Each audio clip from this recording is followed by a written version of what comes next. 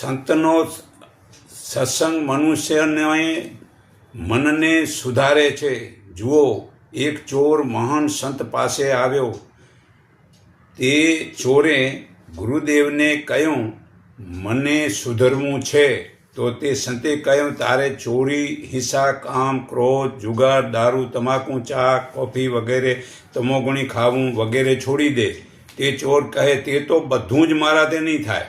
ત્યારે સંતે કહ્યું કે એક વાત કર, તું એક વાત આથી સત્ય બોલજે। જા તે એક સત્ય કરીશ અને પછી તું જો મને।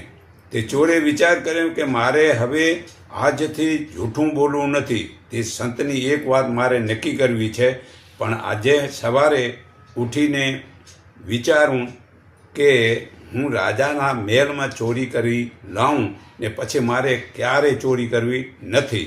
તે રાજા ચોરી કરવા નીકળ્યો। તે રાજાની ત્યાં ચોરી કરવા નીકળ્યો। તે જ દિવસે રાજાએ વિચાર્યું કે મારે સાદા વેશમાં શહેરનું નિરીક્ષણ કરવા જવું છે। તેને પહેલો ચોર મળ્યો। તે રાજાએ તે ચોરને પૂછ્યું, ક્યાં જવું છે? તે ચોર કહે છે, મારે રાજાના મહેલમાં ચોરી કરવા જવી છે।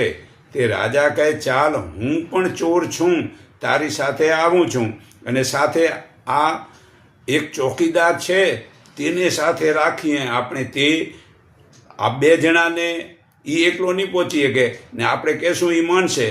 રાજા જાણતો હતો કે એ છે તો મારો જ મોટલો નોકર, પણ ડ્રેસમાં સમજાય નહીં। તેણે સાથે મળીને ચોરી કર્યું। તે ભલે રાજા ચોરને ચોકીદાર મળી રાજાના મહેલમાં ચોરી કરી। તે ત્રણેય મળીને 3 સાચા હીરાની ચોરી કરી। બસ આટલામાં તો આપણી જિંદગી પાર થઈ જશે। તે ખૂબ જ કિંમતી હતા। તેને હીરા એક જગ્યાએ પાછળ બીજા દોડ્યા એટલે છુપાવી દીધા। તો એને વિચાર કર્યો, આપણે પકડે તો આ હીરા હાથે પકડાઈએ તો આપણે ચોર સાબિત થાય ને, કાલે આપણે લઈ લઈશું। તો એ છુપાવીને ત્યાં બીજા પોલીસ આવ્યા તો એ કે ના, મારાને કોઈ ચોરી નથી। તો બીજે દિવસે રાજાની મહેલમાં ચોરી થઈ છે તે હું પ્રધાનને જાણ કરી।